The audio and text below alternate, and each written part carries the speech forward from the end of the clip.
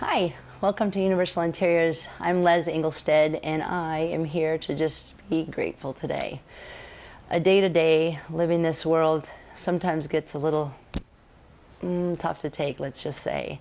Changes all around, and we get a little bit scared perhaps of what's going on in our world, and sometimes the overall picture, and sometimes just in our home, or sometimes just maybe it's in our heart. It's kind of interesting the way fear works. It works really hard on the brain, works hard on our thinkers. What we do and what we think about plays such a part of our health. And when we are challenged by things that don't seem to go very well, it's not maybe just a matter of inconveniences, but maybe something's just unsettled. And so where does that come from? Sometimes you just kind of walk around for a few days, and sometimes, sad to say, people walk around it for years, and they just can't get happy, or they're just fearing what's around the corner. And that's not where God wants us to be. That's not where we should be living here on earth. It's just too short of a time anyways. But how do we fix something like that? How do we get out of that darkness and into the light? There's many ways you can talk about spiritually with those eyes to see, or just physically. Sometimes it just might be you're just settling in and you're not sleeping well, or you're not eating well, or you're just missing out on something and you need to get something to take you and get that serotonin building up things in your body again so that you can get out of that depressed feeling. But sometimes you're just battling something, and that's where prayer comes in, because we have very real thoughts, that's for sure, but sometimes they might not be something that you've conjured up in your head. Maybe it's something that you had in your past, or you're just not really sure where that uneasy feeling is coming from. There's a lot of things you can do with that, but the best and ultimate thing to do right there is stop and pray. The other day I had a crazy thing happen. Usually I can find myself going along each day, if it be at work or at home, and letting things just roll off my shoulders. But this particular day I was at work, and I was kind of feeling a little down, and everything was kind of bugging me a little bit. And then there was a confrontation I had with another employee, and I don't generally have those, and if I do, I might just keep it to myself going, she's having a bad day, or man, I'm going through a bad day. But this particular thing came to kind of a head, and I didn't really care for what happened there. But at the same time, it challenged me, because sometimes I think we need to approach things head on if we're getting scared, or why do I react this way, and it might be a fear, or it might be an everyday occurrence, and you don't exactly know what to do with it. Maybe at times you're called to confront that person or confront that thought. That particular day I'm talking about was a person. I needed to find out why they say that about me, or how I said it to them, and it can be an exchange and conversation that doesn't go well. That can create fear and walk away from it. It can be a circumstance. A friend shared a story, and where does this dark feeling of, oh no, something bad might happen here, where does that come from? It might be a sign to just stop and think, I better slow down here, pause a minute.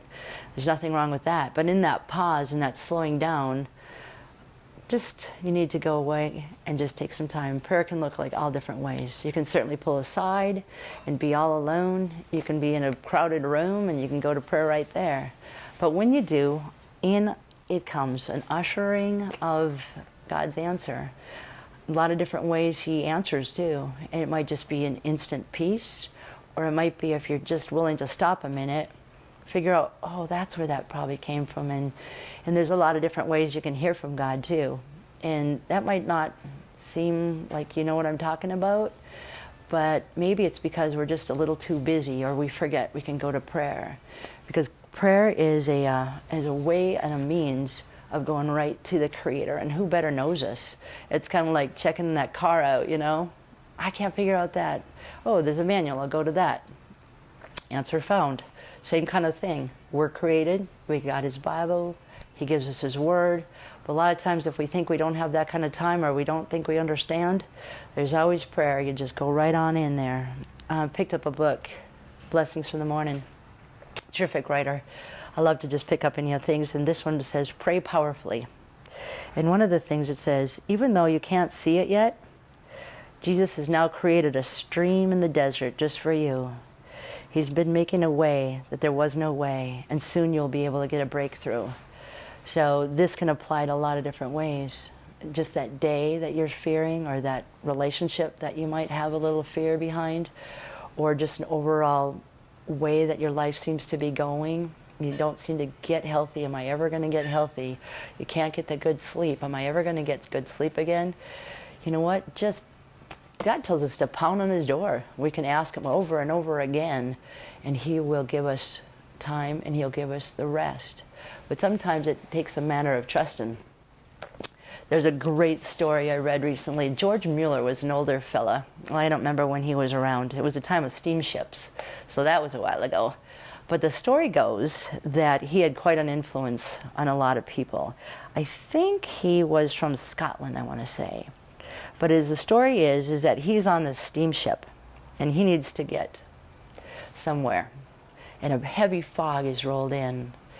And he tells the captain, we need to go to prayer. We need to get this fog moved.